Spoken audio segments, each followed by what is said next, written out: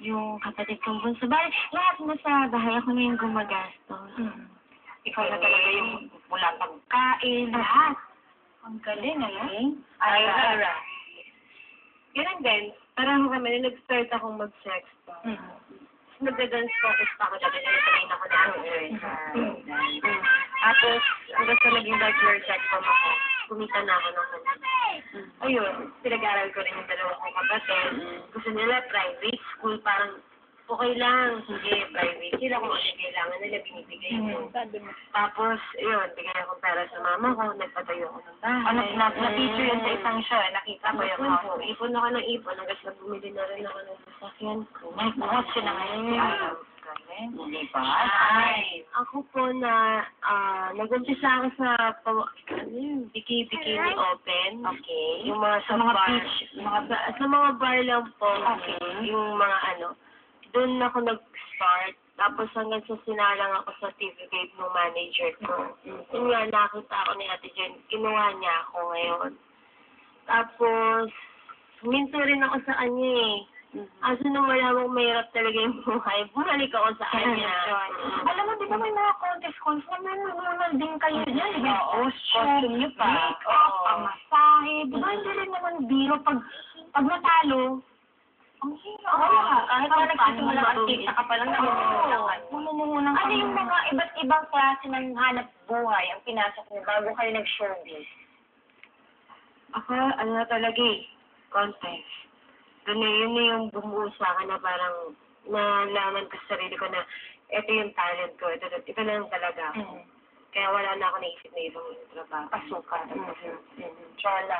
May maliit na tindahan kami. Tapos sa school, nagbebenta din ako ng candy, gano'n. Bracelets, candy. Ayun, tapos yung sa showbiz, naranasan ko rin maging extra. Tapos ang babayad din sa'yo, 100 plus, 250. Ano yung ginagawa mo? Kunyari, naglalala, gano'n? Tapos minsan may line, gano'n. May line, mas malaki ang bayad. Alam mo, di ba ngayon may ahente, di ba? May agent, tapos kukunin kayo. 30% pa yun, ma'am.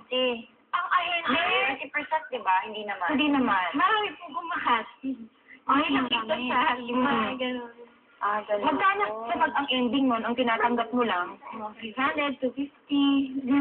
Tapos ang sinil sa producer, 800. Ano yung pelikula or TV show? TV. Ano TV show yun? Ano ba yun? Ano ba yun?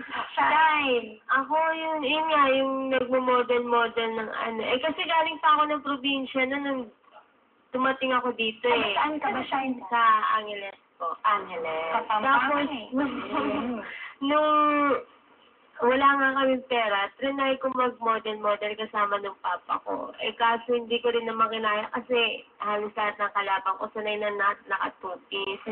Eh ako hindi pa sanay naka-two-piece. Kaya umiiyak ako sa backstage na ayoko ng ganito.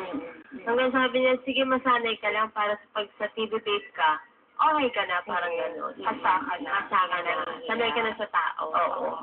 Ano yung ginagawa niyo kapag patong-patong na yung mga pangangailangan ng pamilya tapos hindi niyo naman matugunan? Galan? Shine? Ako yung na-explain ko talaga sa kanila.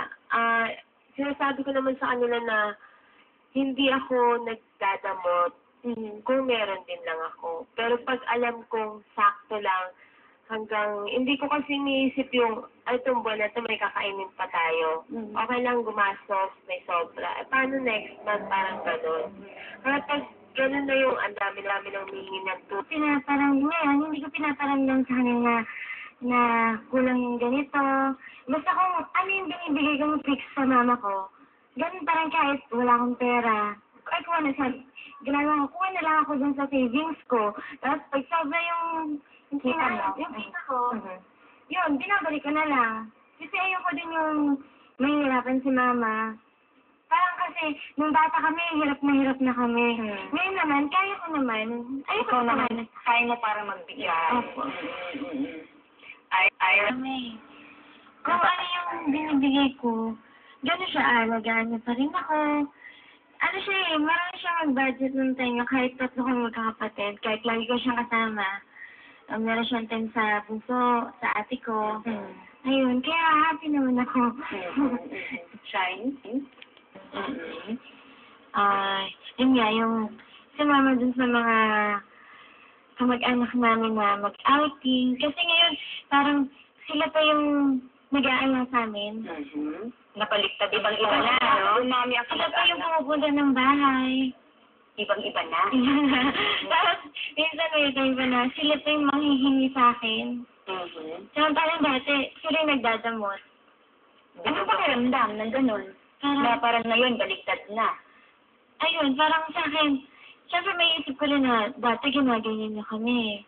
Pero, pag ano na, maawa ka na rin sa kanila. So, bigay pa rin. Wala po.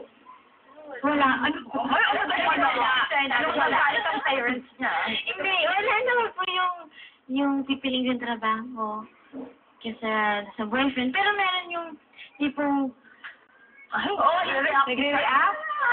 ay, sa trabaho. Yung seryoso sa trabaho. Pero naayos naman. May boyfriend ka ngayon.